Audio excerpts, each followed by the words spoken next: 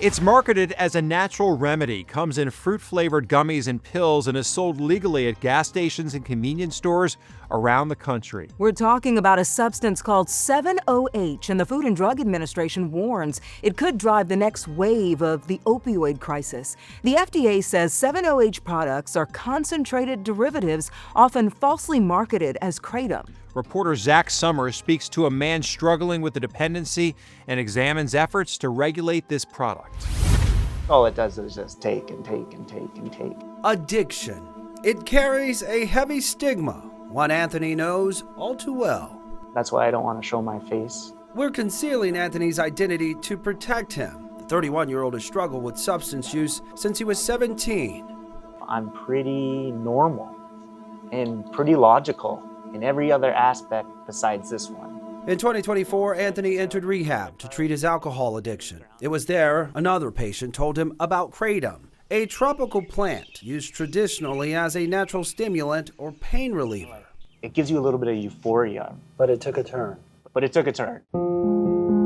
Feeling depressed, Anthony tried kratom powder, but when its effects wore off, he turned to extracts with high levels of 7-hydroxymetrogen, or 7-OH. I was using, but I didn't even want to anymore. While trace amounts of 7-OH occur naturally in kratom, some of the tablets, gummies, and shots sold at area gas stations and smoke shops are synthetically enhanced, making their opioid-like effects even stronger. But it was just making me miserable and always broke. Anthony sought treatment 3 months after starting 7-OH. He says the withdrawals were severe. Physically bad, the withdrawal. It's like chills, fever, sweating, can't sleep. But psychologically, it's like the most depressing thing I've ever experienced. Kratom products are not approved by the Food and Drug Administration, and it's currently banned in 7 states and Washington, D.C. At least 18 states have some form of regulation. In the remaining states, there's no real oversight of what's actually in these products. I would be very cautious using it. Dr. Rupa Sethi is an addiction psychiatrist at the University of Kansas Health System. She's currently treating patients struggling with kratom and 7-OH dependence. Most of these patients were actually first using opioids, if you take the history, and then they started taking kratom as a way to detox.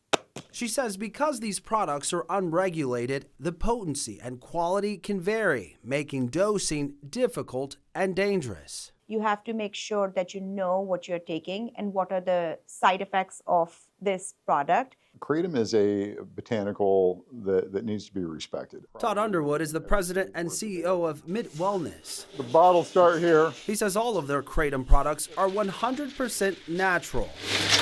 All we do is take what's in the natural leaf, and remove all of the plant material, and we're left with what's called an extract. Underwood has advocated for the Kratom Consumer Protection Act in Missouri, legislation that would add guardrails around the sale and use of kratom. He believes 7-OH should be banned entirely.